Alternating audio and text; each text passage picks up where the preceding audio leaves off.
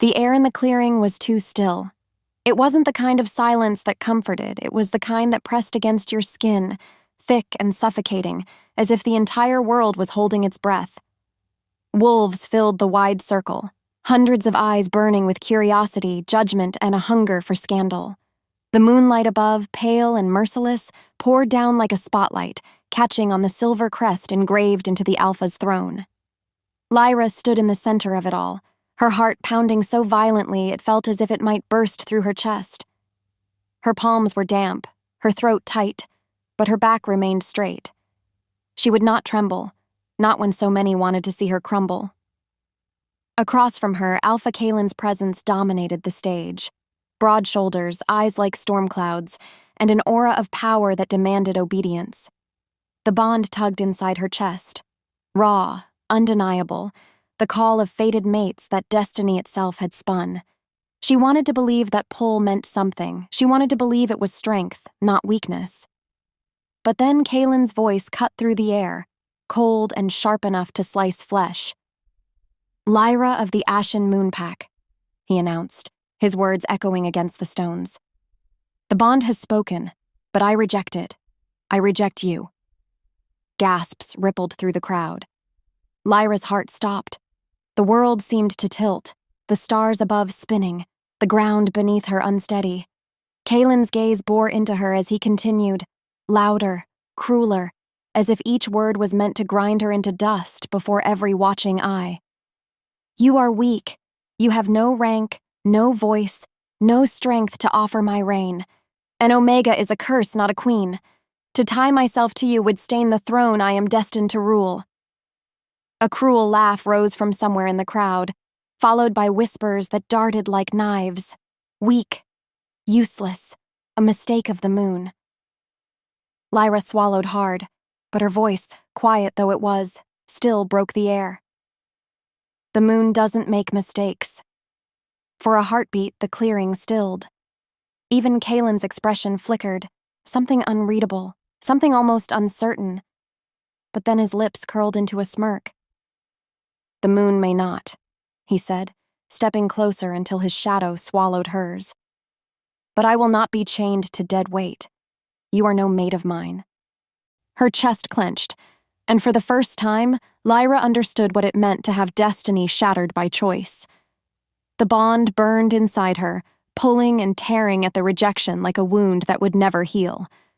Her wolf whimpered within, clawing at her ribcage, desperate for acceptance, desperate for the mate who had just cut her down.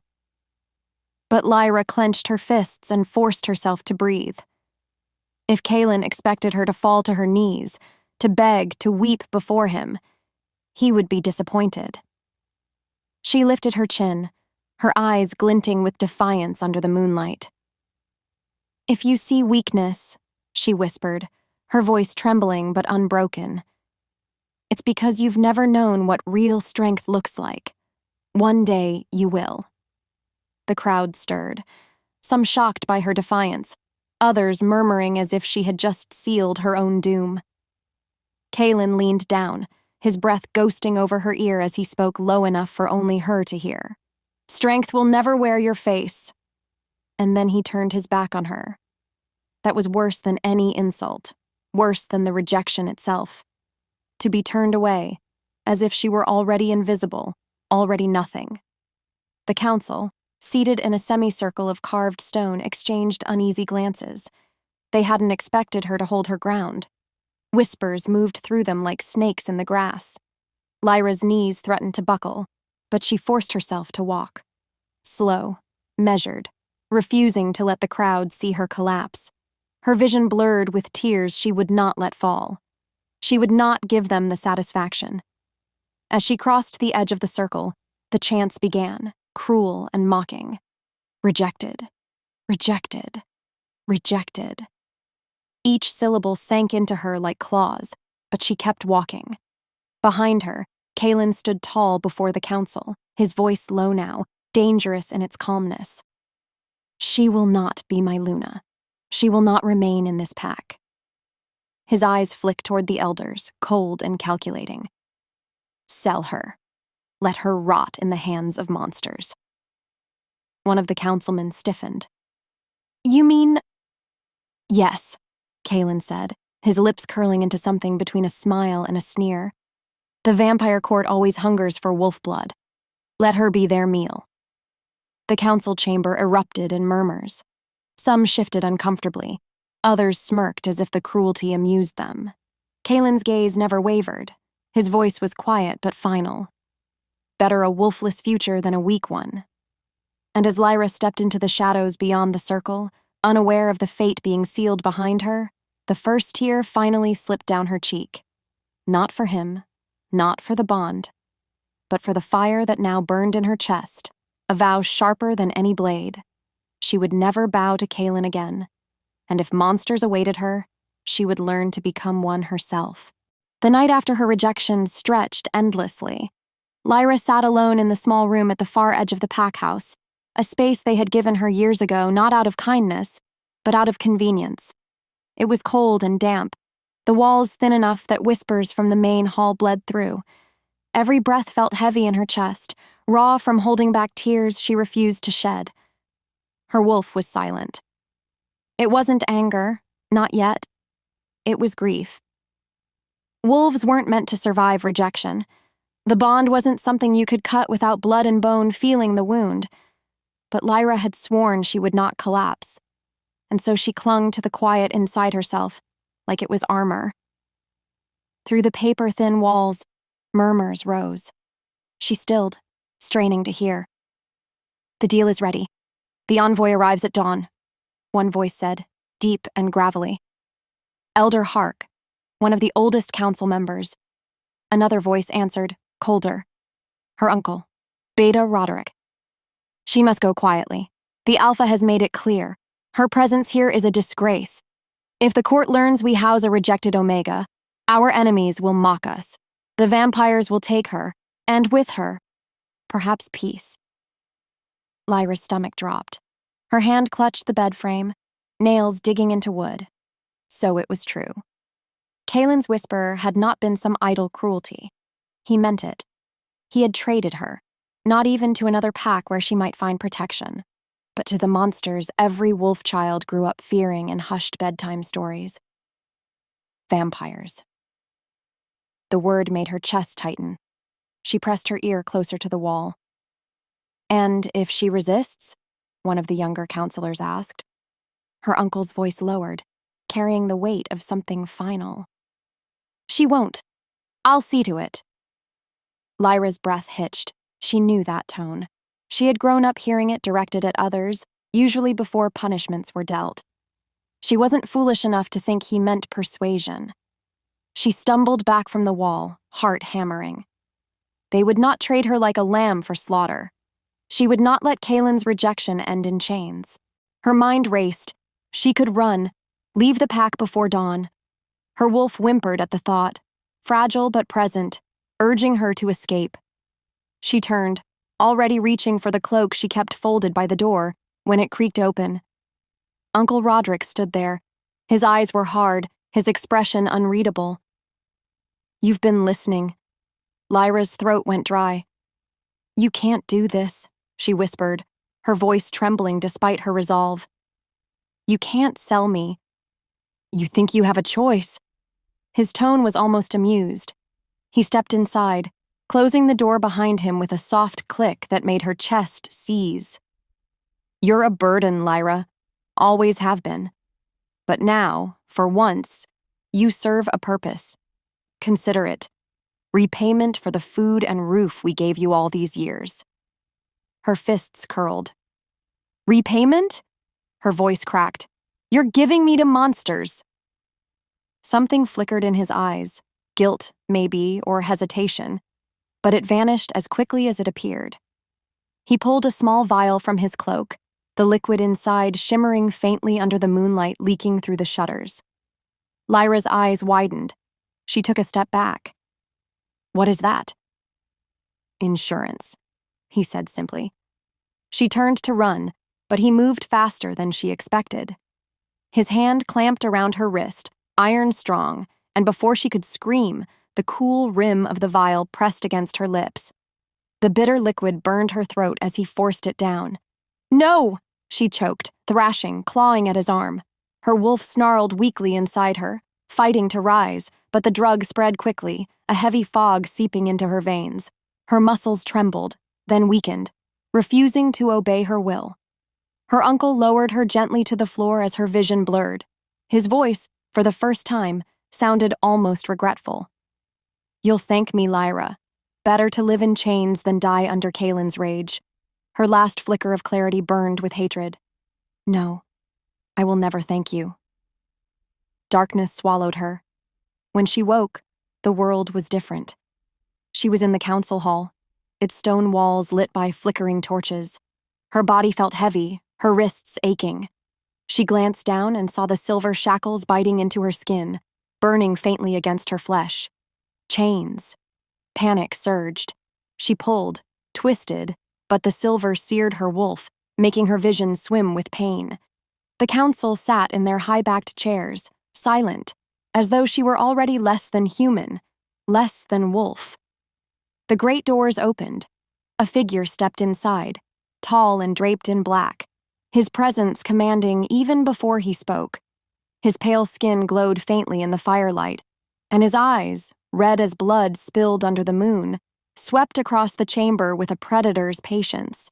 The envoy. No, not just an envoy. "Prince Dorian of the Night Court," Elder Hark announced, his voice trembling as he bowed his head. "Heir to the vampire throne." Lyra's breath caught.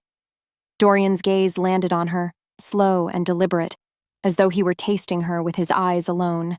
His lips curved, not quite a smile, not quite a sneer.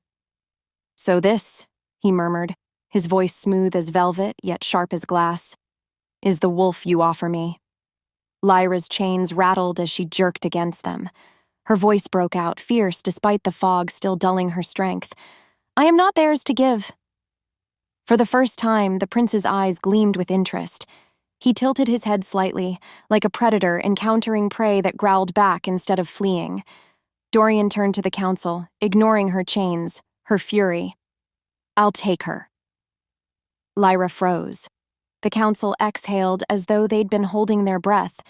Her uncle's jaw tightened, but he said nothing. And as silver chains bit deeper into her wrists, Lyra realized the nightmare she had feared was no longer coming. It was already here. The ride to the vampire court was a blur of iron and shadows. Lyra's wrists throbbed under the weight of the silver chains, every step jarring against stone as guards dragged her through endless tunnels carved beneath the mountains. Torches lined the walls, their flames burning blue instead of gold, filling the air with an otherworldly glow. The drug her uncle had forced on her was fading, but its haze left her body weak, sluggish. She hated it. She hated the helplessness, the way her wolf stirred and whimpered beneath the chains but could not rise to protect her. Behind her, she felt Dorian's presence like a shadow pressed too close. The vampire prince walked in silence, his movements fluid, his eyes lingering on her as if she were a book he had not yet decided whether to burn or read. The court doors groaned open, and Lyra was pulled into a chamber vast enough to swallow a city. Dark stone pillars rose like fangs, and crimson banners dripped from the ceiling. Rows of vampires lined the hall, their pale faces watching, their whispers slicing through the air. "A wolf?" one sneered. "They've brought him an omega," another spat. "Not even a strong one. Unworthy, filthy blood." Lyra's jaw clenched. The humiliation burned, hot and sharp. First Kalen, now them. Always judged, always less.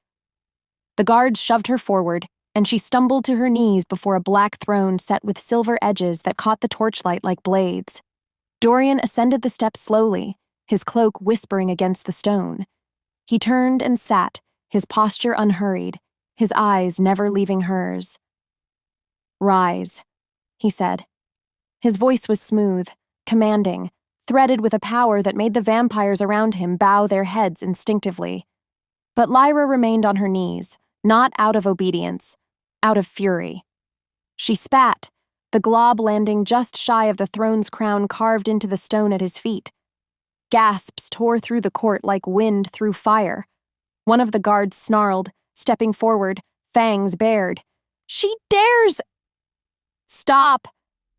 Dorian's voice cut clean through the chamber. He didn't raise it, yet it silenced every whisper, every breath.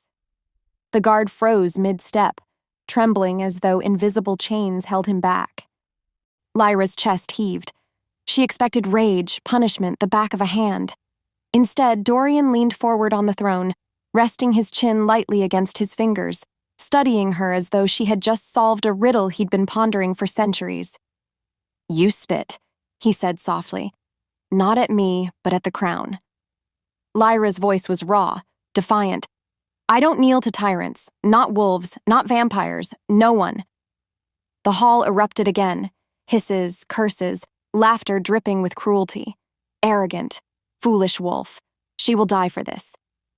Dorian ignored them. His lips curved, faint, dangerous. "Not a slave," he murmured, more to himself than to her. "Not prey, a puzzle."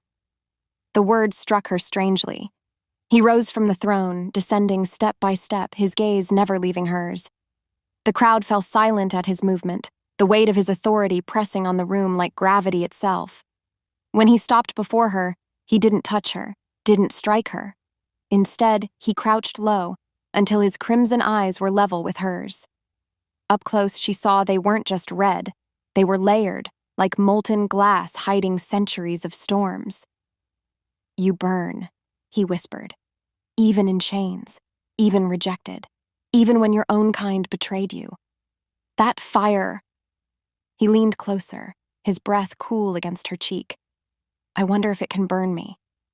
Lyra's wolf snarled within her chest, weak but alive, urging her to bite, to claw.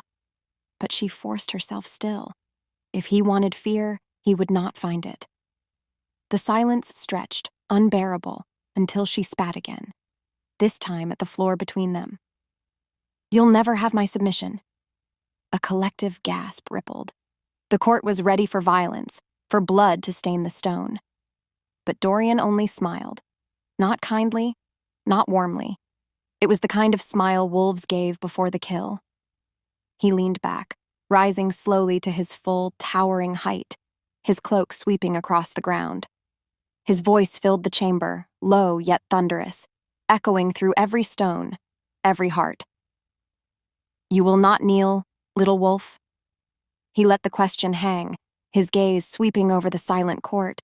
Then his smile deepened, sharp as fangs. "Then I'll make the world kneel with you." The torches flared violently, flames stretching high as though bowing to his words. The chamber shook with the power of it, vampires trembling where they stood. Lyra's chains burned her wrists, but for the first time, she felt something else beneath the pain, an unfamiliar shiver of dread mixed with something she refused to name. Because for all her defiance, she knew Dorian was not Kaelin, and whatever he wanted from her, it was far more dangerous. Lyra's first night in the vampire court was not spent in a cell as she expected. Instead, she was taken to a chamber carved from black stone, walls lined with shelves of ancient tomes and glass vials filled with crimson liquid that pulsed faintly like living veins. A heavy door sealed behind her with a click that sounded far too final. Chains still bound her wrists, their silver bite searing her skin. She sank onto the cold bed set against the far wall, her body trembling with exhaustion. The torches flickered low, shadows stretching long and sharp. Her wolf was restless, pacing inside her, snarling against the tether of silver. But worse than the chains, worse than the court's venomous stares, was the knowledge that she was no longer her own. She had been sold, discarded like refuse, and now she belonged to a monster who smiled when she defied him. The door creaked open.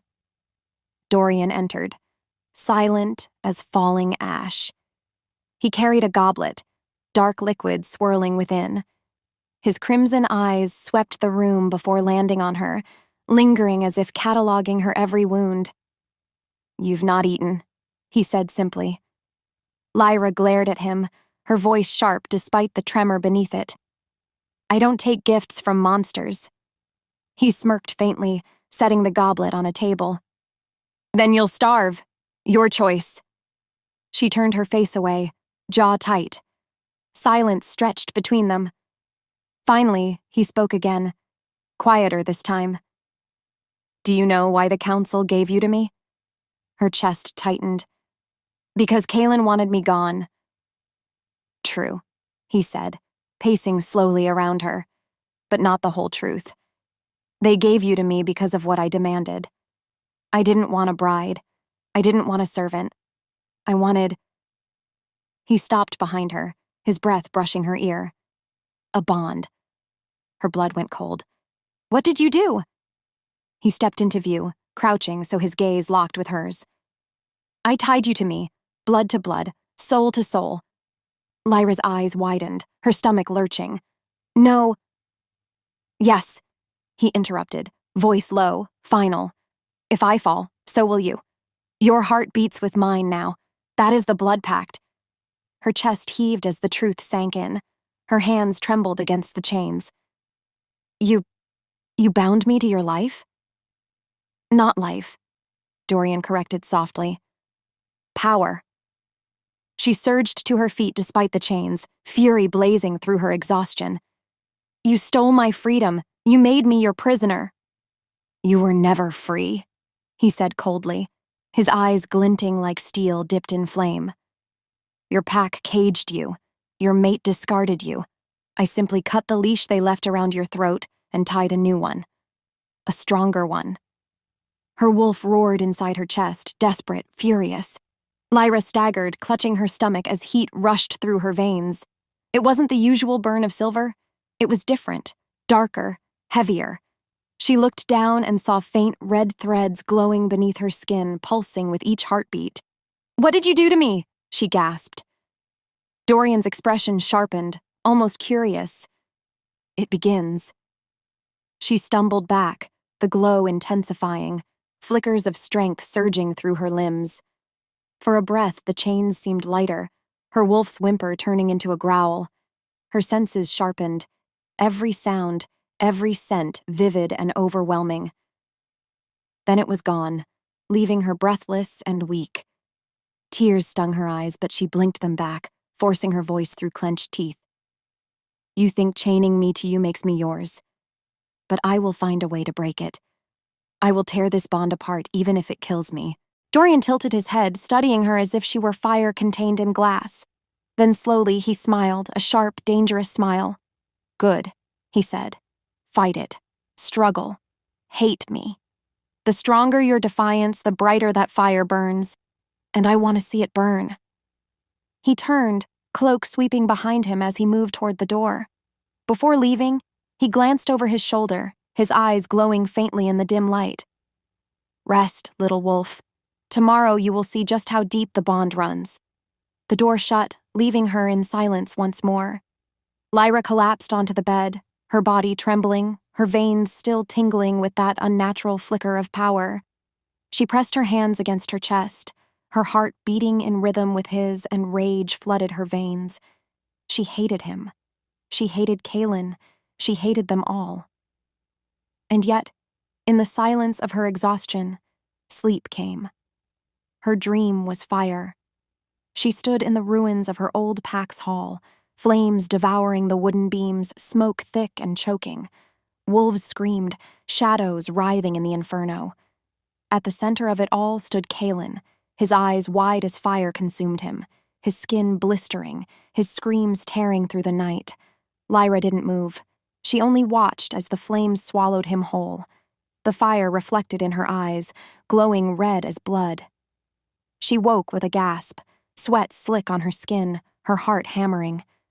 The room was dark, silent, except for the figure seated in the corner. Dorian. His eyes burned crimson in the shadows, fixed on her, watching, waiting. The vampire palace was carved of black stone and moonlit glass, every wall whispering secrets of centuries past. Torches burned with an unnatural blue flame, filling the corridors with a cold glow that made Lyra's skin prickle. She had imagined a dungeon, a cage, perhaps a blood-soaked room where she would be chained and forgotten. Instead, she was led through towering gates into a throne hall dripping with luxury. Velvet banners the color of dried blood cascaded from the ceiling, each embroidered with the crest of House Vaynar, a serpent coiled around a bleeding rose. At the head of the hall, Prince Dorian sat lazily on a throne carved from obsidian. He looked every inch the predator king-in-waiting, silver crown glinting against his raven hair, eyes molten red. The court gathered like vultures, their gowns and cloaks shimmering with wealth, their pale faces painted in disdain. Their whispers curled around Lyra like smoke. "A wolf?" one sneered.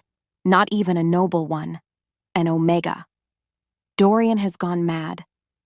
Lyra's hands tightened against the silver chains on her wrists. Her uncle's betrayal, Kaelin's cruel rejection, the council's cold bargaining, all of it had led her here, standing as a spectacle for monsters who longed for her blood. But then Dorian stood, his voice smooth and unhurried, slicing through the murmurs.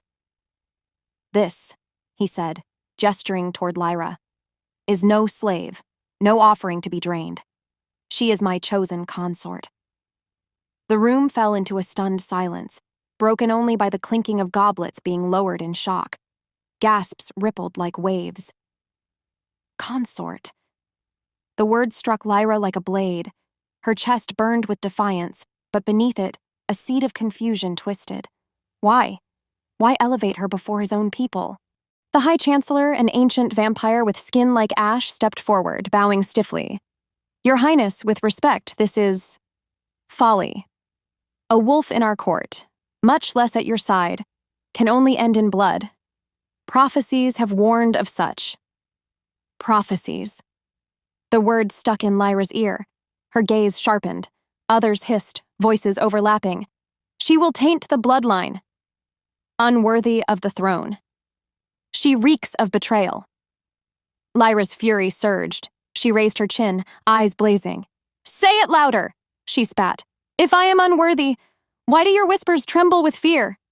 Gasps exploded around the chamber. A wolf, an Omega no less, daring to speak against the fanged aristocracy? It was blasphemy. For a heartbeat, silence thickened like a storm.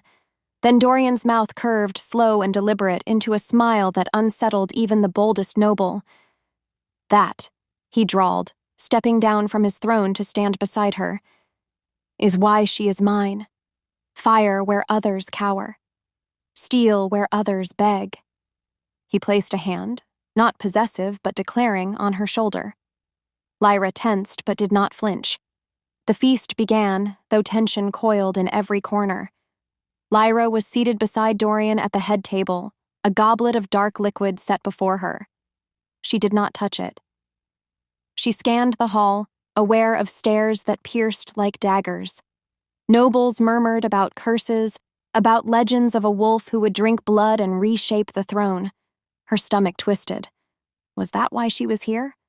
A pawn in prophecy? The music swelled, strings echoing hauntingly through the chamber. Dorian leaned toward her, voice low. "Do you feel it? The air shifting against you? They fear you already." Lyra met his gaze, her voice like broken glass. "I am no one's prophecy, no one's pawn." Before he could answer, a scream tore through the music. From the shadows between the pillars, a figure surged forward, blade gleaming with venomous light. Time slowed. Lyra saw the assassin's eyes, feral, burning with hatred, and the dagger aimed directly at her chest. She shoved against the table instinctively, wine spilling like blood across the marble floor. But the dagger was already descending. The court erupted in chaos, and just before the steel struck, Dorian's voice cut through the storm, low and unshaken. "Fascinating. They want you dead before you even begin." The great hall was chaos. Blood pooled on the marble floor, seeping into the cracks like dark ink spreading across parchment. The assassin's body lay still, his throat slit by Dorian's blade, before he could plunge the poisoned dagger into Lyra's heart. The vampire court's whispers rose to a fever pitch. "A wolf among us brings death. She is a curse. Slay her now before more follow." Lyra's chest heaved as she tried to steady herself, her wrists still raw from the silver manacles. The scent of copper filled her lungs, but beneath it was something else, a familiar scent that made her blood run cold. She knelt beside the fallen assassin, trembling fingers tugging at his cloak. And there it was. The crest burned into the leather armor, a wolf sigil, one she had seen 1,000 times back in her pack. Kaylin's crest. Her vision blurred, but not from tears. No, it was rage, pure and scorching. Her mate, the man who had spat her out like ash, had sent death after her. First he rejected her, then sold her, and now he reached across borders to silence her forever. "Why?" she whispered, the word jagged in her throat. The nobles jeered, some laughing cruelly, others sneering with disdain. To them, it was proof. Wolves could never be trusted. But Dorian moved differently. He bent, his crimson eyes scanning the mark, and a shadowed smile crossed his lips. When Lyra looked up at him, demanding an explanation, he met her fury with calm silence. That silence only stoked her anger. "You knew," she hissed, shoving the crest into his chest. "You knew who sent him." The crowd gasped at her audacity. Touching the vampire air was grounds for execution, but Dorian only tilted his head, like a predator amused by its prey. "Your alpha is not done with you," Dorian said at last, his voice carrying over the hall, silencing every whisper. He looked at her with something that was not pity, not mockery, but sharp certainty. "He intends to kill me. Through you." Lyra froze, her heart hammering painfully in her ribs. The bond Kaylin had rejected tugged faintly at her like a wound reopening. Could it be true? Did he still hold some power over her, enough to tie her death to Dorian's own? No. She shook her head violently, backing away. "He gave me up. He cast me aside like filth." The court fed on her weakness. "A wolf's loyalty never dies," one vampire hissed. "Perhaps she is still his puppet." Lyra's stomach twisted. All eyes were on her, questioning whether she was a weapon lying dormant in their midst, a traitor wearing the skin of a bride. Dorian stepped forward, his presence swallowing the room. "If he thinks he can use her against me," he said, voice sharp as steel, "then let him try. I do not break, and neither does she." But when his eyes fell back on her, Lyra saw it, the unspoken truth. He wasn't just posturing for the court. He believed Kaylin's hand still reached for her. Later that night, when the chamber doors sealed and the echoes of the court's venomous whispers faded, Lyra rounded on Dorian, rage consuming her. "Tell me everything," she demanded. "What game is this? What is binding me to him? Why do you look at me like I'm his shadow?" Dorian didn't flinch. He approached her slowly, deliberately, until she was pressed against the cold stone wall. His breath brushed her ear as he whispered, "You carry his mark still, little wolf. A bond half broken but not severed. He thinks through it he can destroy me. That is why he sent the assassin, to awaken the tether." Her blood chilled. The rejection hadn't ended the bond. It had only scarred it, twisted it into something dangerous, something Kaylin could still wield. "Then cut it out of me," she said, her voice breaking. "Cut it free." Dorian's lips curved into a dark smile. "Be careful what you ask for." Before she could demand more, he pressed his palm to her chest. Heat surged, fire laced with shadow, as though her blood was set ablaze. She screamed, crumpling to the ground as her vision blurred red. And for the briefest moment, she saw Kaylin's face, smirking, watching her through the tether. The training grounds echoed with the sound of steel clashing, a discordant symphony of violence that seemed to seep into Lyra's bones. Dorian stood at the far edge, arms crossed, his gaze sharpened like a blade as he watched her spar against the court's guards. "You hesitate," he called, his voice carrying like smoke across the arena. "Hesitation kills. Again." Lyra snarled, sweat plastering strands of hair against her forehead. She tightened her grip on the short sword they had given her, the hilt biting into her palms. She lunged, quick and precise, but her wolf inside her howled in protest, recoiling from the vampire power coursing through her. "This is not who we are. The voice of her wolf rang inside her skull, sharp as claws. Lyra faltered mid-strike. One of the guards swept her legs out from under her, and she hit the sand with a brutal thud, breath knocked from her lungs. "Get up," Dorian ordered. His tone wasn't cruel, but it carried a weight that made disobedience impossible. "You're stronger than this." She pushed herself to her feet, chest heaving. The wolf in her chest roared in rebellion. Her claws wanted to rip, tear, kill. But her new tether of vampire blood sang differently, colder, hungrier. The duality split her apart, and she stumbled under the weight of it. The guards circled again, mocking smirks, flashing fangs. "The mongrel wolf isn't built for this," one sneered. "Her kind kneels. They don't conquer." Lyra bared her teeth. Her wolf demanded dominance, while her vampire bond whispered of shadows, blood, and silence. The conflict was agony, but also intoxicating. With a scream, she lunged forward faster than even she expected. Her blade met one guard's throat in a spray of crimson. Gasps echoed. The second guard attacked, but Lyra twisted unnaturally fast, her eyes glowing, half gold, half scarlet. She slashed again, her wolf's growl mingling with a hiss that was not her own. The guard fell, throat torn open, her body moved before her mind could stop it. The third guard never even screamed. When the red haze lifted, Lyra stood alone in the center of the training ground, her chest rising and falling like a beast caged in human flesh. Blood soaked her hands, hot and slick. The scent clogged her nose, metallic and sweet, both revolting and addictive. Dorian had not moved.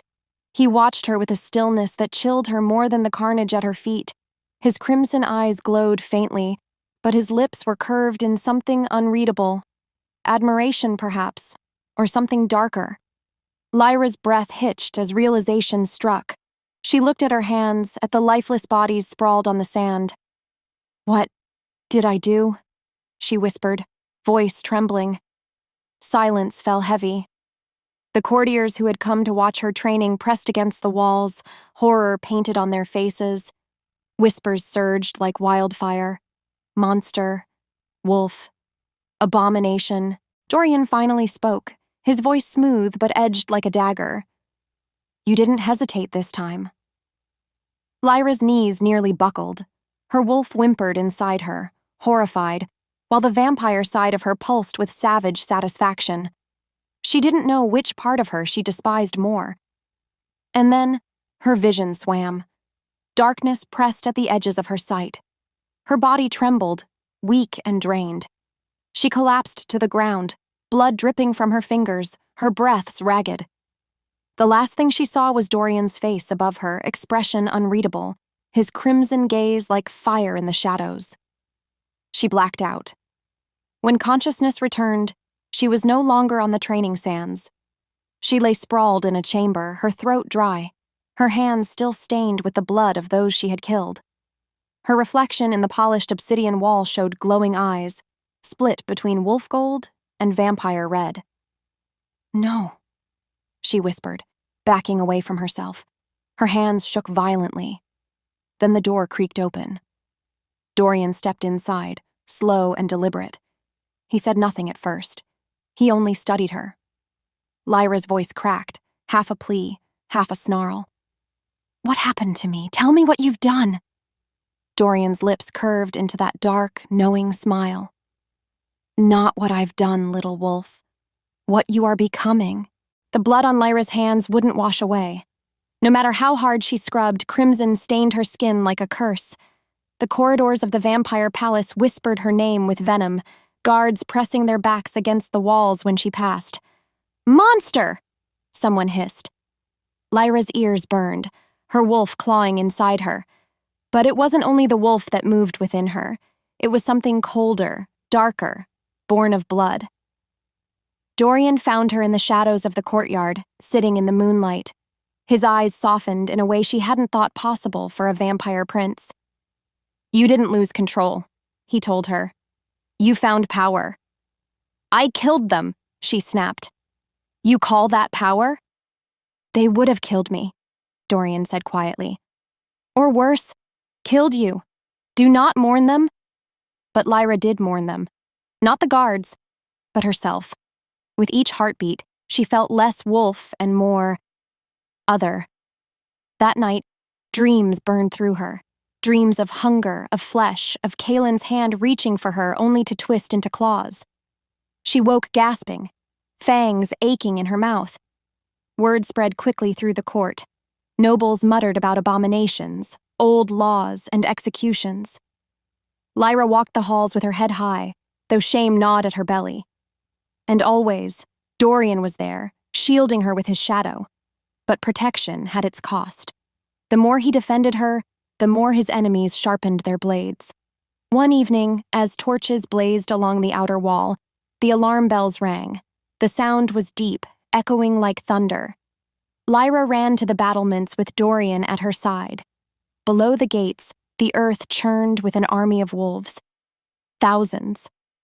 At their head, his silver fur gleaming beneath the moonlight, Kalen. Lyra's chest seized. He raised his hand, and his voice carried across the night like a curse. "Return what is mine," Kalen growled, "or I'll tear this court to ash." Her heart stuttered. Mine. After rejecting her, after selling her, now he came with war in his eyes. Dorian leaned close, voice like silk and steel. "Little wolf," he murmured. "Your past has come to claim you, but you are not his anymore." The hall was carved from obsidian, sharp and glittering like the inside of a beast's ribcage. Vampires lined the balconies, their cloaks draped like shadows, their eyes glowing with the thrill of bloodshed about to unfold. Dorian sat upon the crimson throne, his presence commanding, one hand resting lazily on the armrest as if Kalen's intrusion amused him. But the air was iron-heavy, thick with power. Kalen stood at the threshold, his warriors bristling behind him, their armor catching the torchlight. His scent, pine, smoke, betrayal, hit Lyra like a memory turned to poison. She froze, her wolf stirring violently inside her chest, as if torn between longing and rage. He looked the same. Proud jaw, storm-gray eyes, the alpha who had once been her world. But his gaze didn't soften when it found her. Instead, it hardened, as though she were a weapon stolen from his hand. "Lyra!"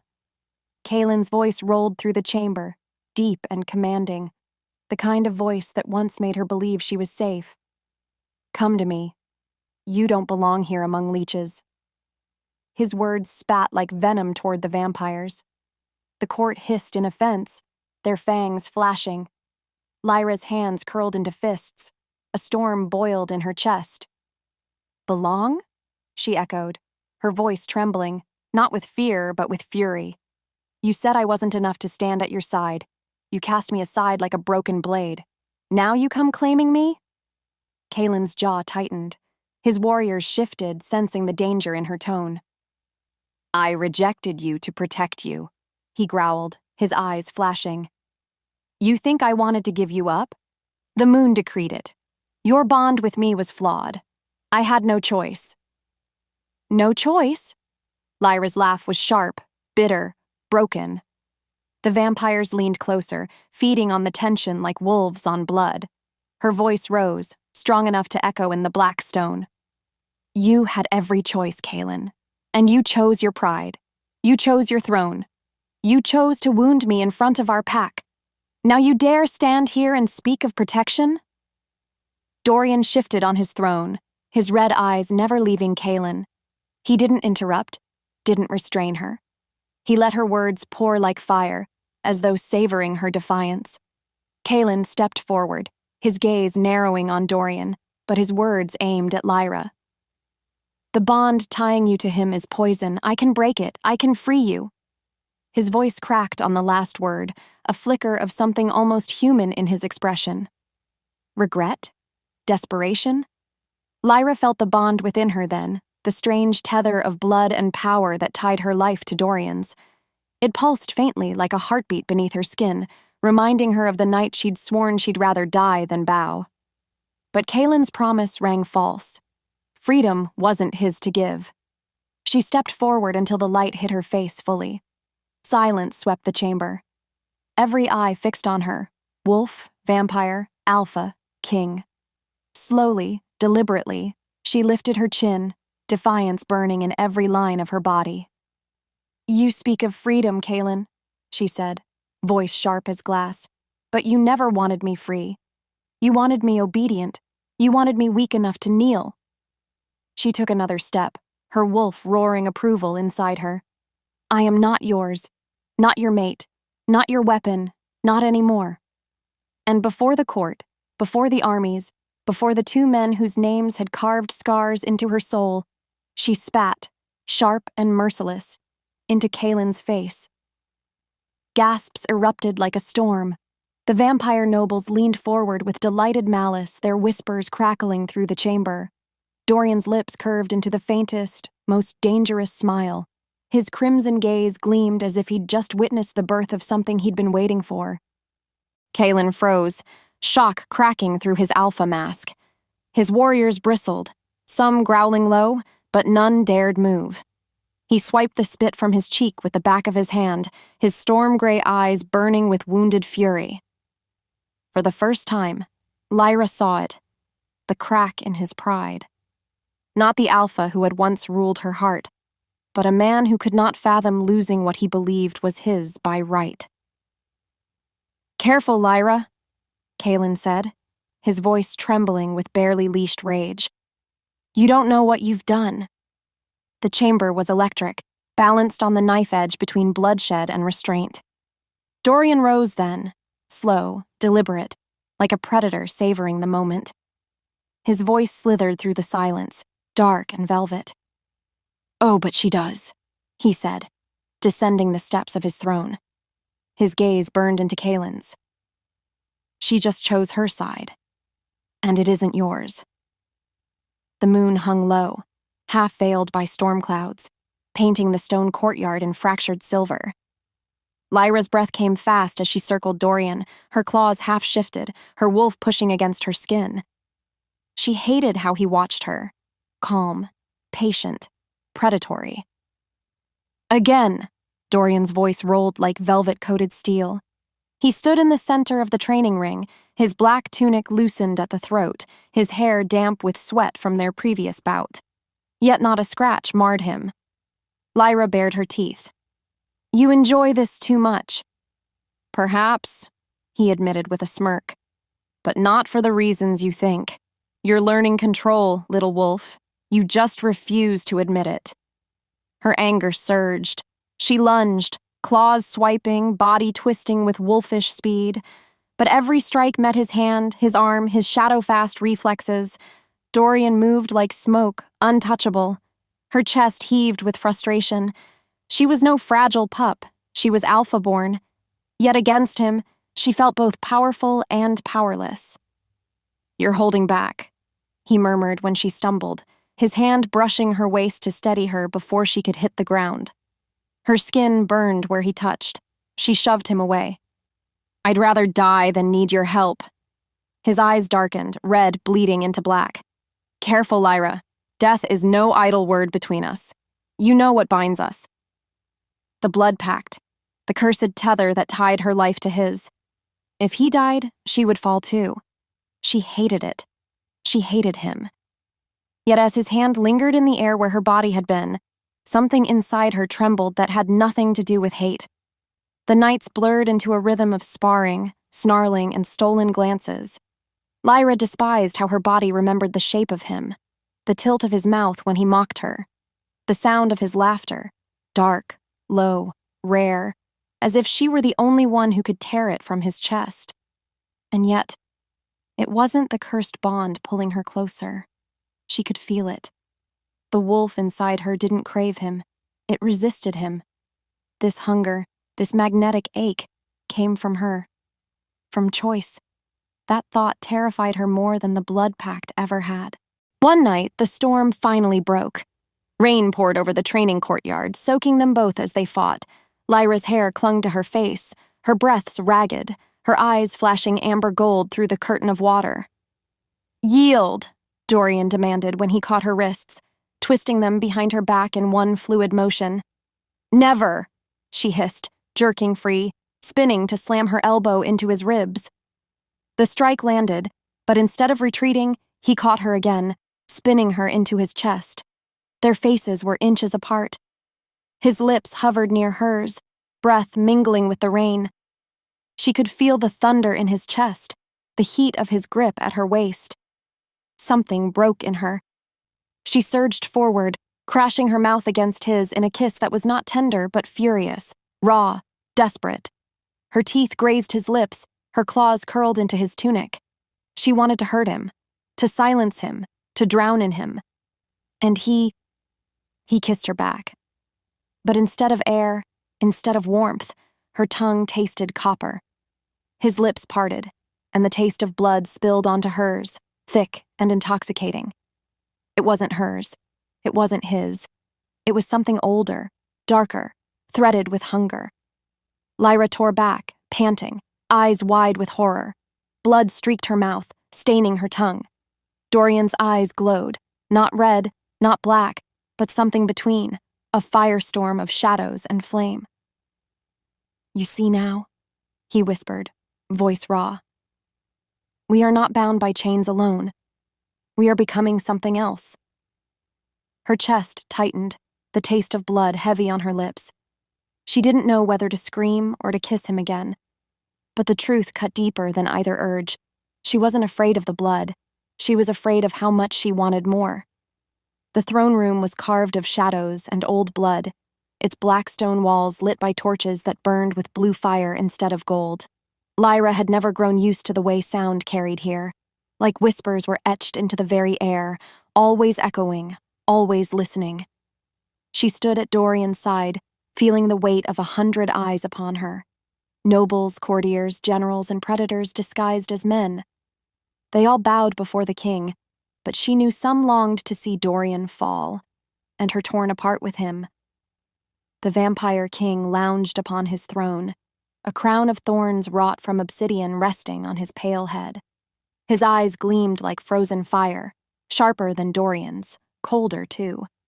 When he looked at Lyra, she felt her wolf shift inside, uneasy, ears back in warning.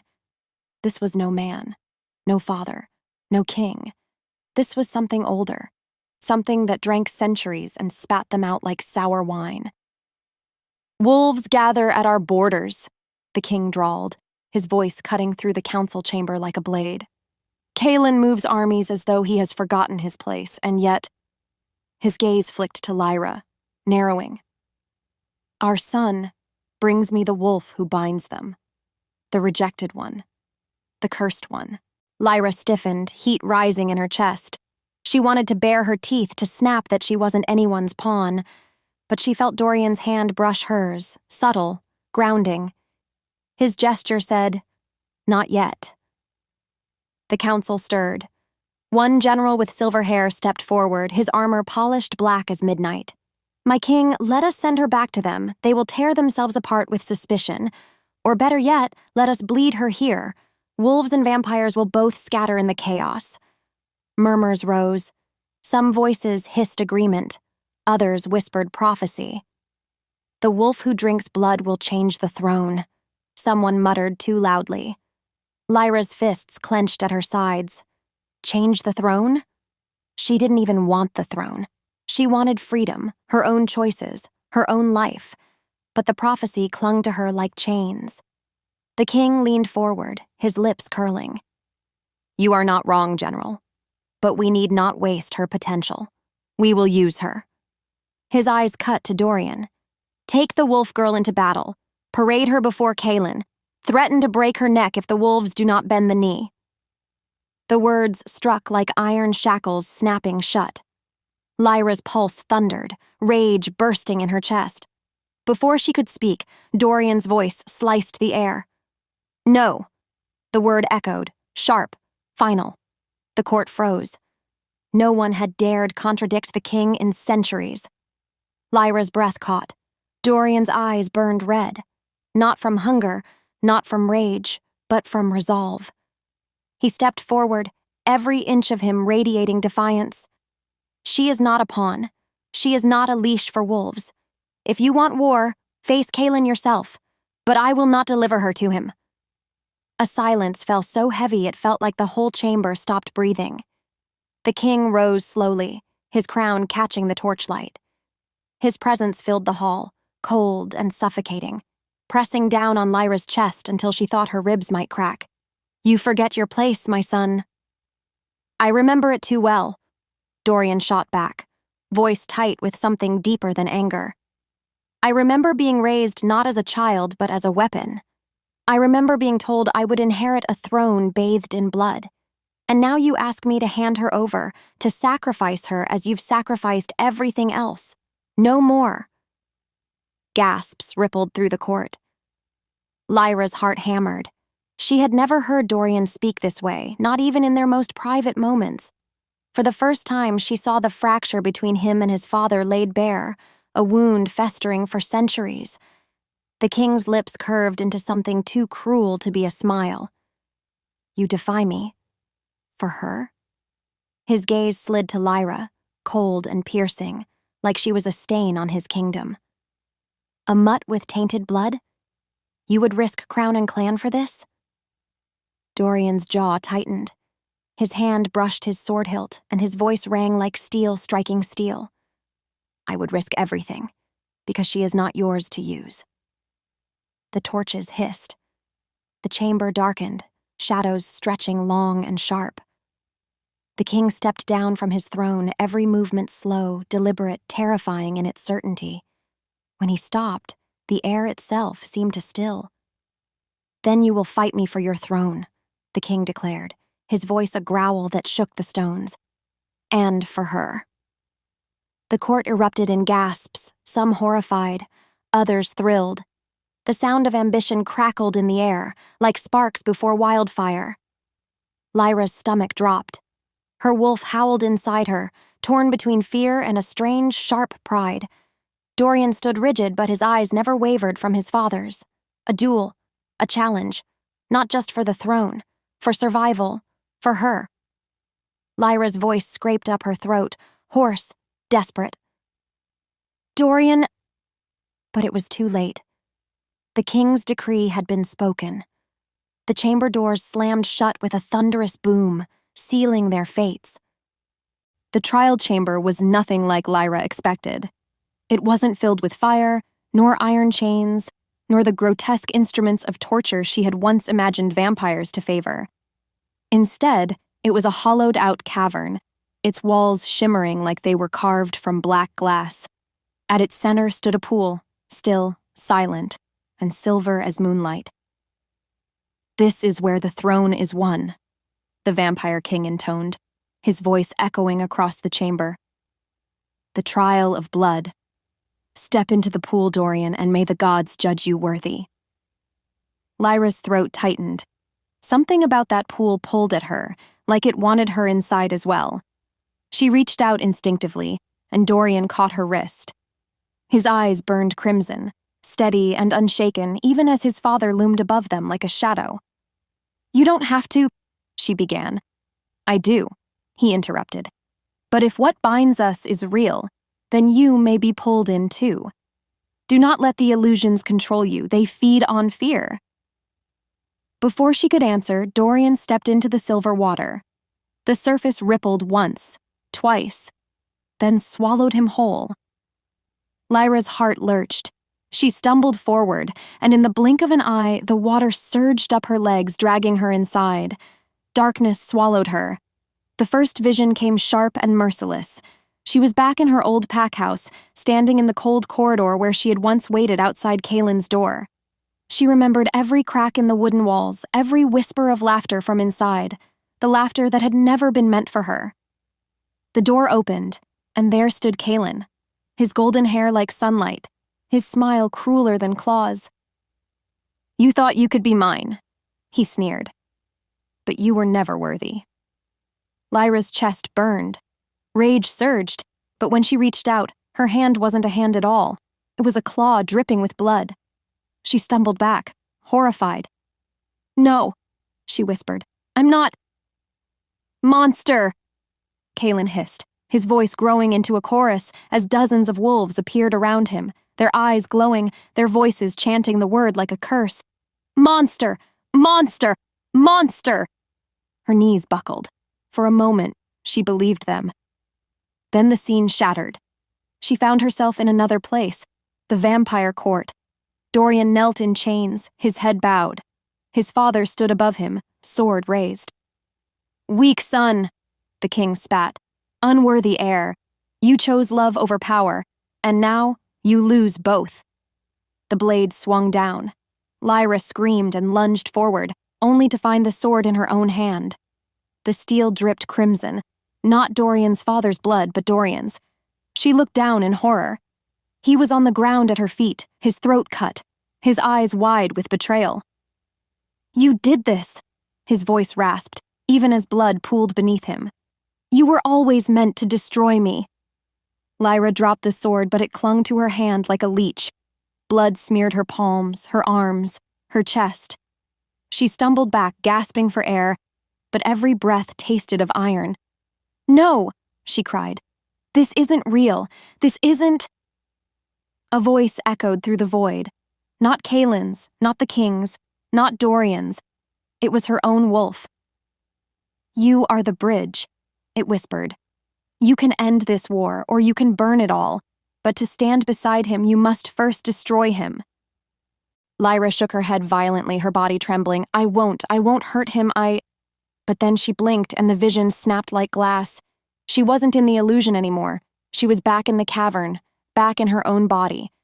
The silver pool rippled at her feet, and Dorian lay before her, real this time, blood streaming from his throat. Her hands were drenched in red, her breath caught. The trial was over, but the nightmare wasn't. The palace had never been so quiet. Whispers clung to the walls like cobwebs, heavier than stone, sharp as blades. Dorian sat upon the high throne, his skin pale from blood loss, his shoulders iron despite the tremor in his hands. Lyra stood below him, her wolf restless in her veins, her own palms still stained faintly red no matter how many times she scrubbed them raw. The court had witnessed the trial of blood. They had seen her cut him open in visions, and then wake with blood on her real hands. To some, it was proof she was cursed. To others, proof she was destined. But to everyone, it was dangerous. You brought a wolf into our court, hissed Lady Selene, her gown glittering like a blade. And now she bleeds with your blood. She should be executed before the curse devours us all. Others murmured in agreement. Yet there were voices that rose differently, soft but firm. Perhaps she is chosen, said Elder Malric, his wrinkled face shadowed by the torches. Perhaps fate itself entwined her with our prince. To kill her may mean killing the one hope left to this realm. Dorian did not rise to argue. He sat, regal and grim, but his eyes slid often to Lyra. She could feel it, the weight of his trust, the fire of his defiance. He was staking more than his life on her. He was staking his crown. Later, in the quiet of his chamber, she found him leaning against the window, the moonlight carving lines of exhaustion into his face. You should have let me die, he said without turning. Lyra froze. Don't you dare say that. You slit my throat, Lyra. I felt it. I drowned in my own blood. And yet, I would still stand beside you. Tell me, what does that make me? A fool? Or cursed? She swallowed hard, her throat dry as dust. It makes you someone who sees me. Not as a weapon, not as a bond, but as me. When he finally turned, there was something unguarded in his gaze, something dangerous because it was so rare. For the first time, she wondered if she had stopped running from him without realizing it. But before the moment could sink deeper, the doors to the chamber burst open. A guard stumbled in, armor scorched, blood dripping down his face. Your Highness, the wolves, Kaylin. His breath hitched. They've crossed the border. Villages burn. Humans are taken as slaves. He marches with fire at his back. Lyra's heart slammed against her ribs. Kaylin. Always Kaylin. By dawn, the palace was chaos. Messengers screamed reports, fields burned, rivers poisoned, families slaughtered or dragged away. Smoke blackened the horizon, blotting out the rising sun. Lyra's wolf howled inside her, furious and restless, demanding action. The Vampire Council gathered in the war chamber. Maps sprawled across the table, stones marking villages already lost. Kalen was not merely attacking, he was sending a message. He would scorch the land until it bent to his will. "He enslaves the humans," murmured one lord, horrified. "He burns their crops and binds their children. He builds an army of fear." Lyra's chest heaved with rage. She remembered Kalen's smirk, his cold rejection, the way he had looked at her as if she were nothing. And now this, proof he had never loved her, proof he had always been a monster draped in wolfskin. "We must fight," she said, her voice hard. The council scoffed. "You? A wolf among vampires? You would lead us into ruin." But Dorian slammed his hand on the table, silencing them. "She will fight. With me. By me. She has more courage than any of you who hide behind words." The room erupted, some in outrage, others in reluctant awe. A kingdom divided. That night, Lyra walked the outer walls, watching the smoke rise in the distance. She felt the weight of eyes on her, the suspicion of vampires, the hatred of Kalen, the whispers of fate. But when Dorian joined her, standing so close their shoulders brushed, she realized something. They were both outcasts in their own way, both marked by blood, both bound by betrayal. And maybe, just maybe, they were exactly what this broken kingdom needed. Still, the air trembled with unease. War was coming, and Kalen was not a storm. They could weather him. He was fire, and fire consumed everything. The battlefield stank of iron and ash. Smoke rolled across the horizon like a second sky, blotting out the moonlight that should have guided the wolves. Screams and snarls echoed through the night, steel clashing with fangs, fire devouring the edges of the field. Lyra stood at the heart of it all, her chest heaving, her nails lengthened into claws sharp enough to cut through bone. She had never felt more alive, or more dangerous. Dorian's army had gathered behind her, black-armored vampires whose red eyes glowed like embers in the dark. For once, they didn't look at her as an outcast. For once, they didn't whisper monster. Tonight, she was their blade, their storm, their fury made flesh. And with Dorian at her side, she felt unstoppable. But then she saw him, Kalen. He cut through the battlefield like it belonged to him, his aura burning like wildfire, his wolf a shadow stitched in silver flame. His soldiers fought savagely, wolves spilling blood like it was their birthright. Villages smoldered behind him, proof of his cruelty. He had not come to reclaim her out of love. He had come to conquer. Lyra's body trembled with rage. This is the man who rejected me, the man who spat on my heart, the man who turned me into a weapon by abandoning me. She had spent nights drowning in his memory, but now, standing here, she saw him for what he truly was. Not her mate, not her fate, just a tyrant hiding behind a wolf's crown. Lyra. Dorian's voice brushed against her like a tether, grounding her as he drew his blade. His silver eyes burned with firelight, his fangs flashing. "Are you ready?" Her lips curved into something that was not a smile, more like a snarl. "I was born ready." She charged. Her wolf roared through her veins, tearing free in a surge of light and power. Claws met steel, teeth tore through armor. Blood splattered her skin, hot and metallic, but it only fueled her. She was no longer the girl begging for scraps of affection. She was no longer the rejected mate crawling after Kalen's shadow.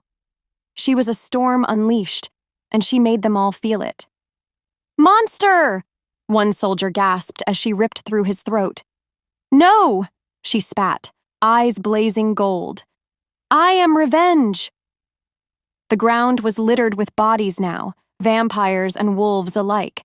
Her breath came ragged, her muscles burned, but still she pushed forward. Every step was a declaration. I am mine. I am not his. I will never be his again. And then, Kalen was in front of her. His gaze locked onto hers, wild and hungry. But behind it lay something darker, something twisted. He didn't look like the boy she once loved. He didn't even look like the alpha who had broken her. He looked like a king drunk on blood and war, a beast wearing skin. And yet, when he spoke, his voice curled around her like a chain. Luna. The word hit her harder than a blade. The battlefield seemed to pause. Even the howls and screams blurred as that one word sank into her bones. Luna.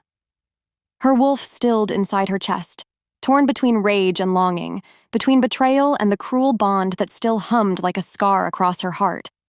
He said it not as a plea, but as a claim.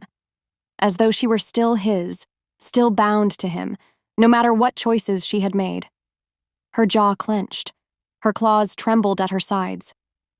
Behind her, she felt Dorian's energy surge, protective, furious. His presence pressed against hers, not claiming, but anchoring. He didn't need to call her his to keep her standing. He let her decide. Kalen tilted his head, smirking even as blood stained his teeth. No matter where you run, no matter who touches you, you will always be mine. My Luna, my queen. Something inside her broke, and reformed sharper. Lyra spat at his feet, her eyes blazing. I am not your Luna, not anymore. But her heart pounded violently. Her wolf howled in fury and confusion. And for a moment, just a moment, she saw Kalen falter, as though her defiance had cut deeper than any claw ever could. The battlefield resumed around them, blades clashing, blood spilling. But all Lyra could see was Kalen's smirk tightening into something dangerous. The battlefield had quieted into an eerie aftermath. Smoke drifted across the charred earth, mingling with the copper stench of blood. Cries of the dying carried faintly in the distance, while the living stumbled through wreckage, searching for survivors. Lyra's claws still dripped crimson, her chest heaving with each ragged breath. She had fought like a storm, her rage a blade no armor could withstand. But now, standing before Kalen, she felt every wound, every exhaustion, every scar he had carved into her soul. Kalen's once proud figure was broken. His armor hung dented and torn, his skin slashed and bloodied, his golden eyes dulled yet burning with desperate fire. The wolf who had once stood untouchable now looked like a man drowning in the tide of his own mistakes. He dropped his sword into the dirt, the sound ringing out like a surrender. Lyra. His voice cracked, hoarse and weighted with years of silence. You don't understand. I never rejected you because I didn't want you. I did it to protect you. Lyra's laughter came sharp, bitter, like glass shattering against stone. Protect me? You broke me. You branded me as nothing, made me carry the weight of shame while you walked away free. Do you think that was protection? Kalen staggered a step closer, ignoring the way her claws raised in warning. There was a prophecy, Lyra, one that spoke of you, of us. It said if I claimed you, if I kept you at my side, the gods themselves would turn against us. You would die. I thought rejection was the only way to save you. His eyes brimmed with something dangerously close to tears. I chose to bear the monster's mask so you could live. The words dug into her, deep as daggers. For a moment, her chest tightened. The boy she had once loved flickered behind Kalen's ruined gaze. She wanted to believe him, wanted to grasp at that shred of memory where they had run through the forests together, laughing like the world was theirs. But memory could not erase years of abandonment, nor the scars of his cruelty.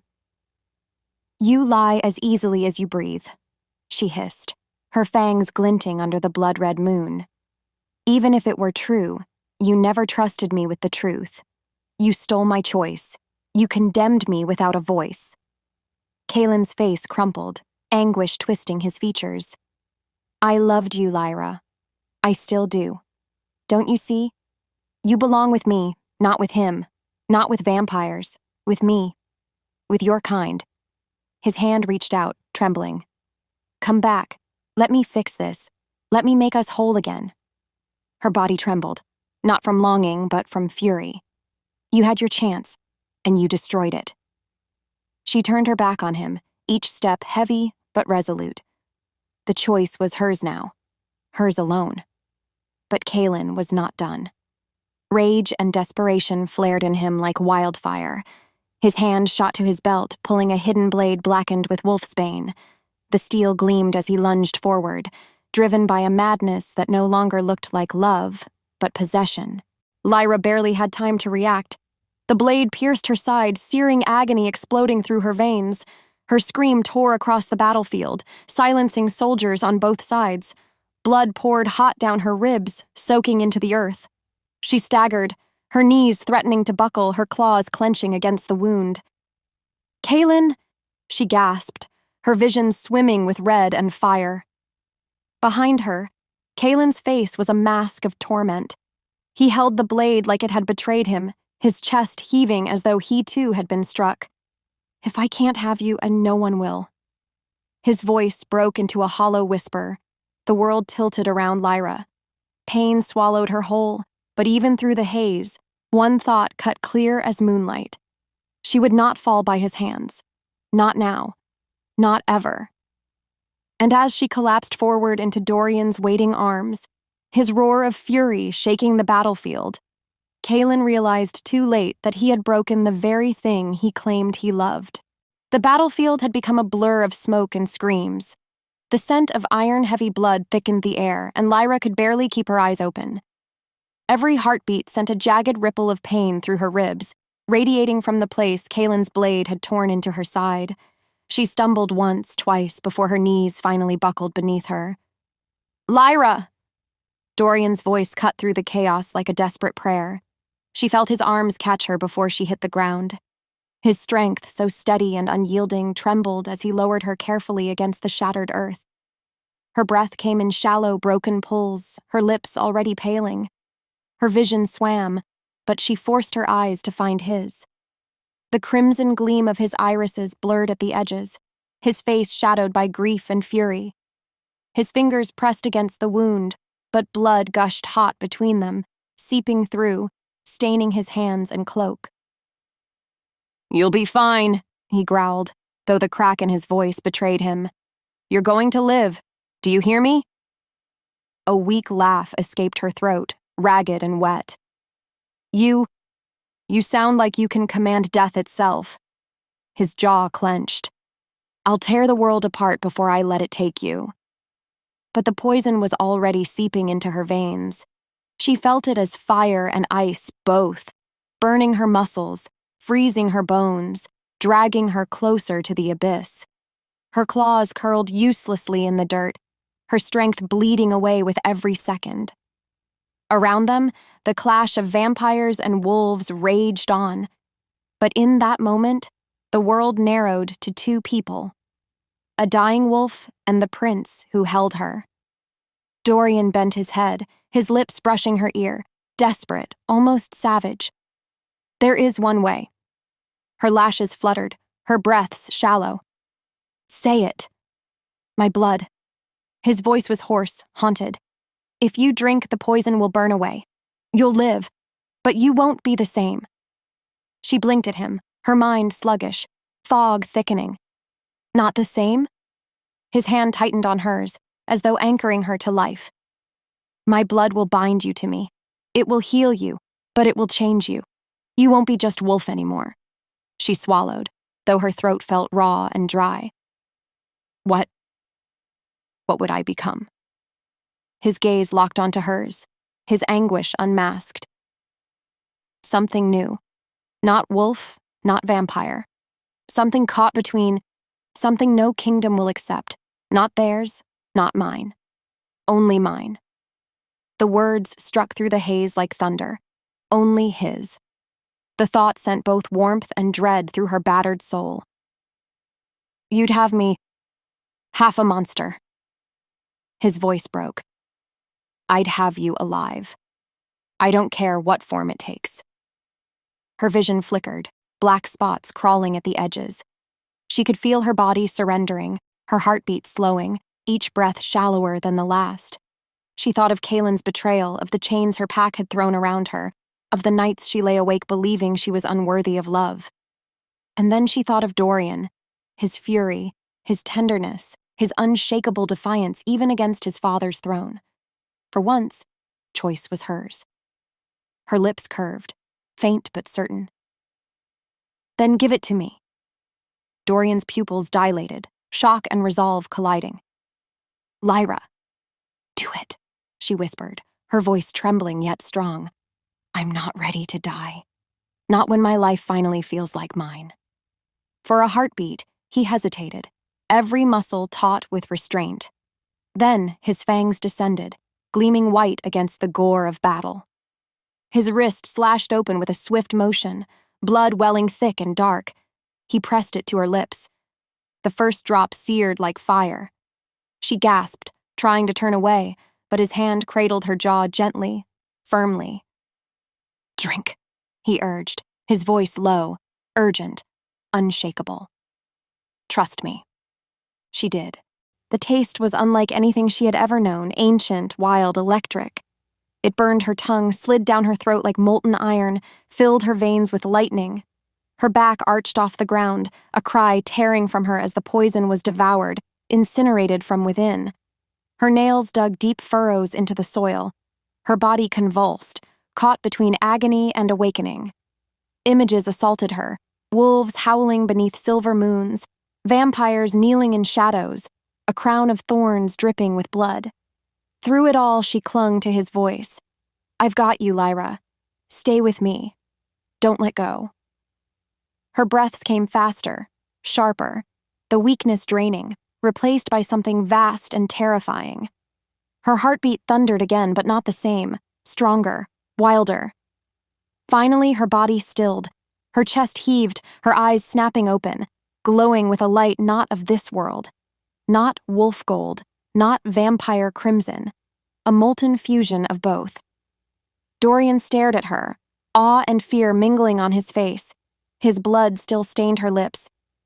The night was heavy with silence after the battle, broken only by the crackle of burning wreckage and the low groans of the wounded. Dorian stood still, his hand hovering at his side, his eyes locked on Lyra. She was no longer the same girl who had collapsed, bleeding in his arms. She rose now with a grace that made the very shadows tremble, her hair catching the moonlight as though woven with strands of silver fire. Her eyes burned. Neither wolf's amber nor vampire's crimson, but something in between. Something ancient. Something terrifying. The ground itself seemed to bend beneath her feet as she straightened. Her breathing was steady, but her body thrummed with raw power, her claws extending, sharper and darker than before. The very air shifted around her, vibrating with a resonance that echoed like the beat of war drums. Dorian's chest tightened. She was alive. Alive because she had chosen him, chosen his blood. But she was no longer only Lyra. Lyra's gaze flicked down to her own hands. They were trembling, yet humming with strength. She clenched them into fists and felt her claws dig deep into her palm, but instead of pain, a rush of intoxicating power coursed through her.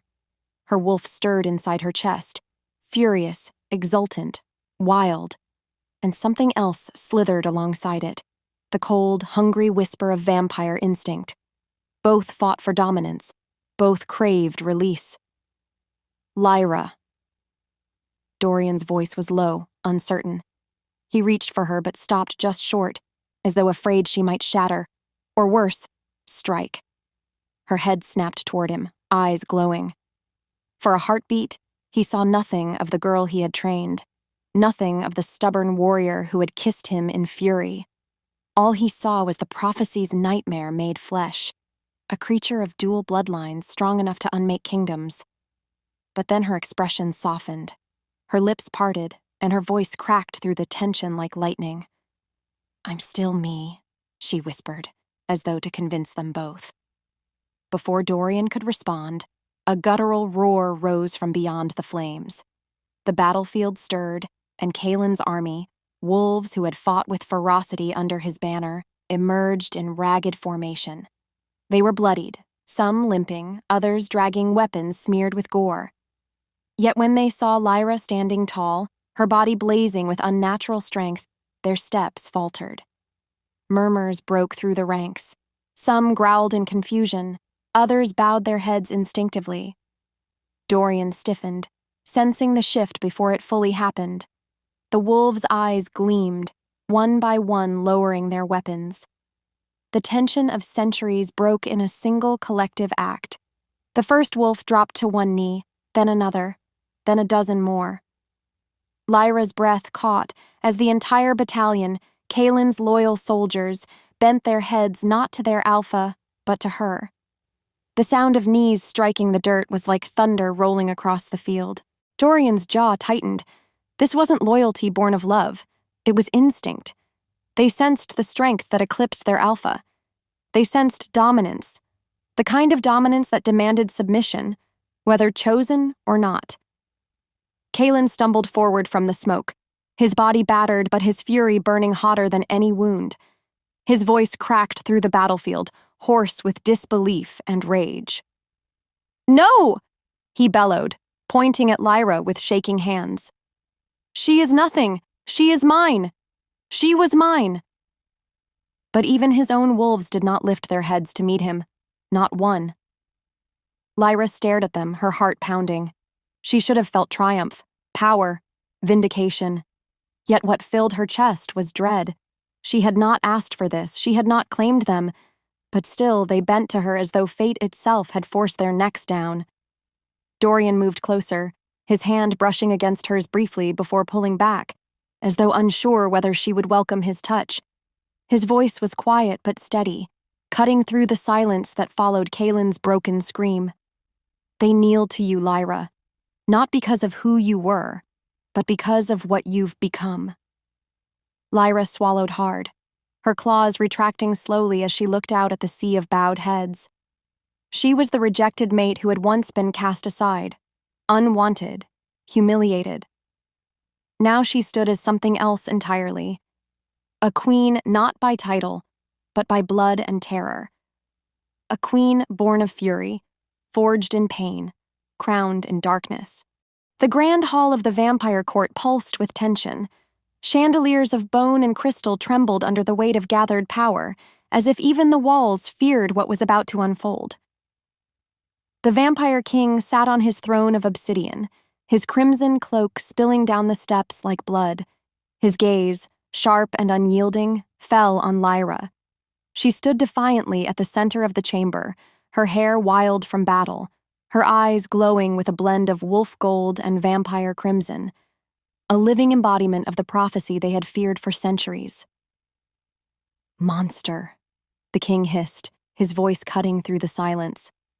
"You are neither wolf nor vampire. You are an abomination, and abominations are not crowned.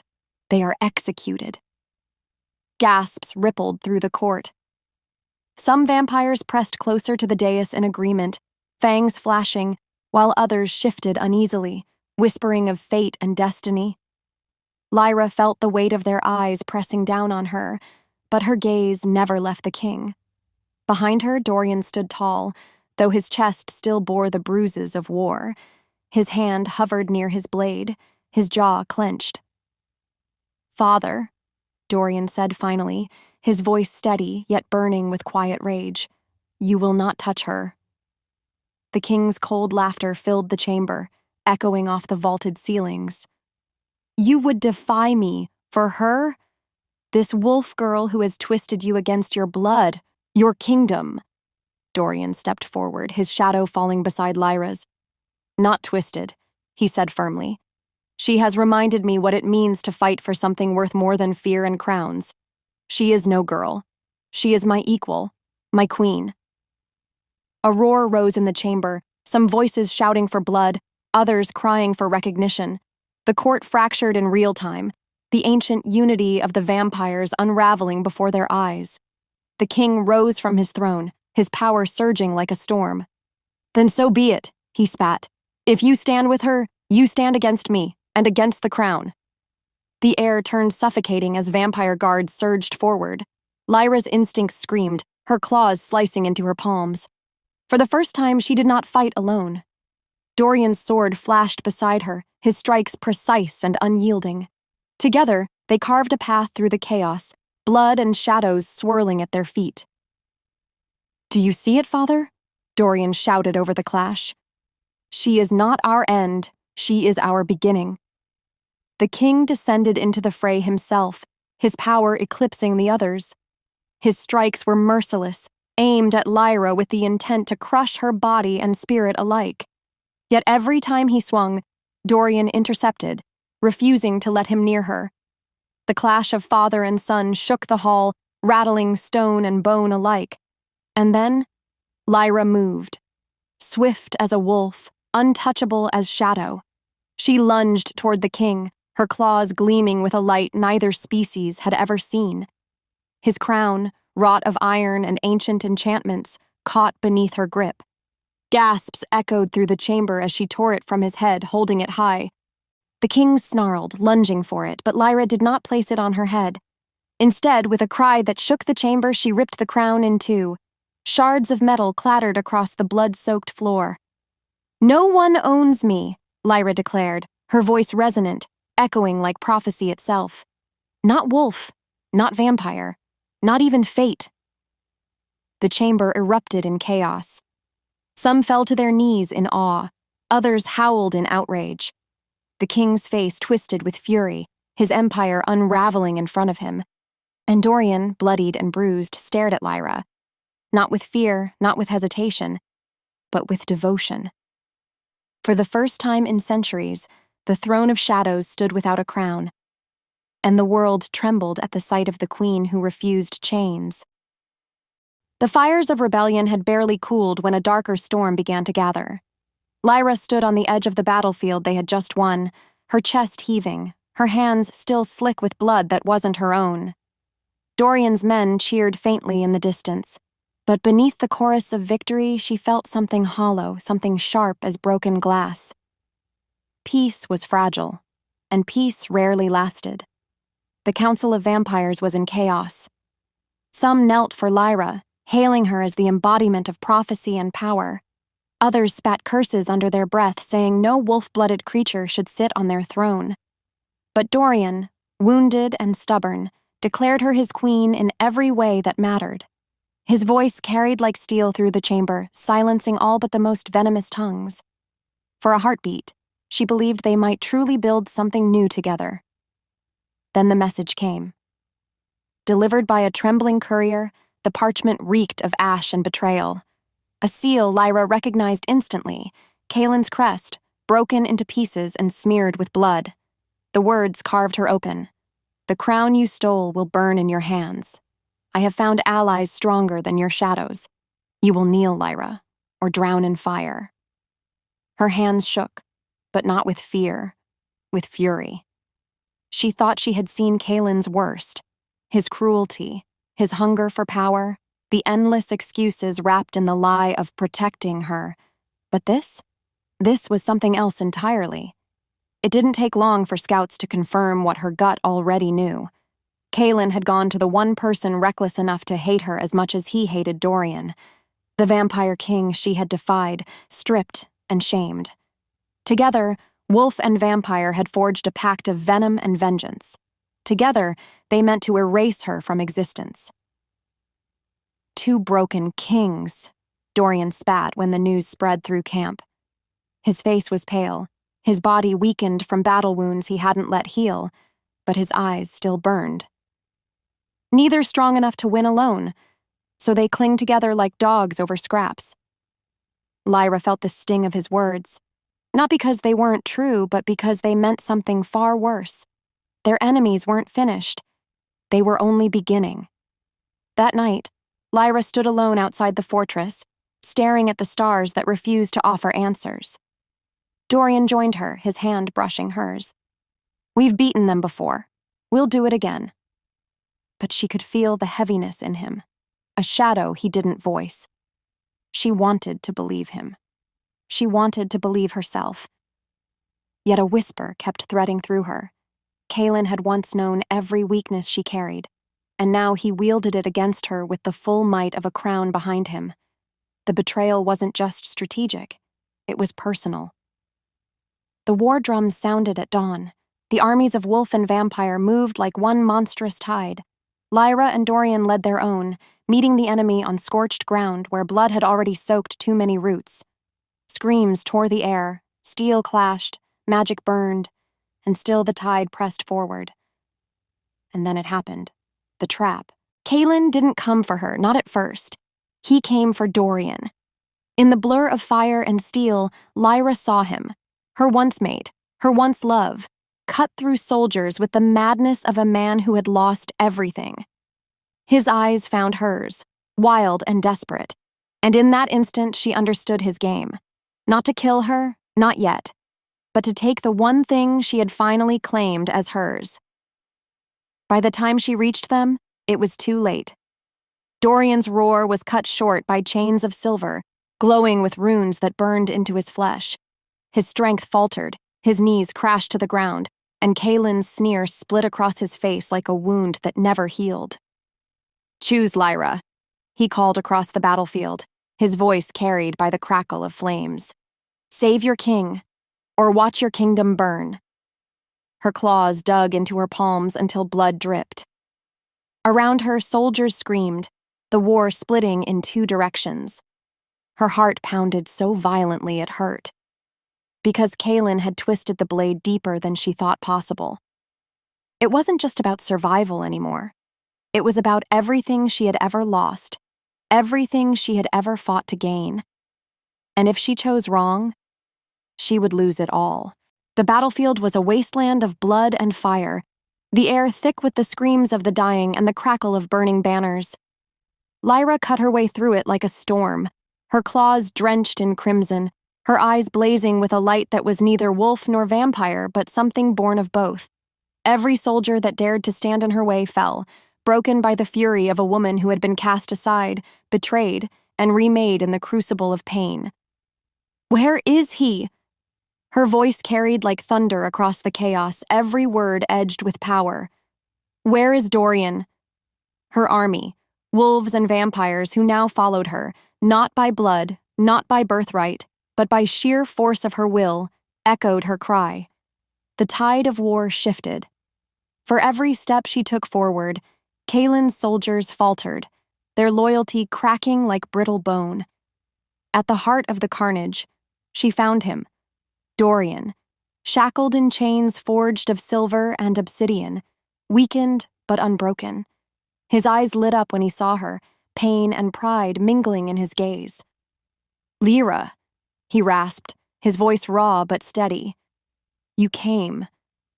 "I will always come," she vowed, tearing through his chains with strength that shocked even her. The silver burned her flesh, but she did not falter. She dragged him into her arms, her blood searing the wounds that marred his body. For a fleeting moment, their bond hummed with unshakable certainty. This was no longer about survival. This was about destiny.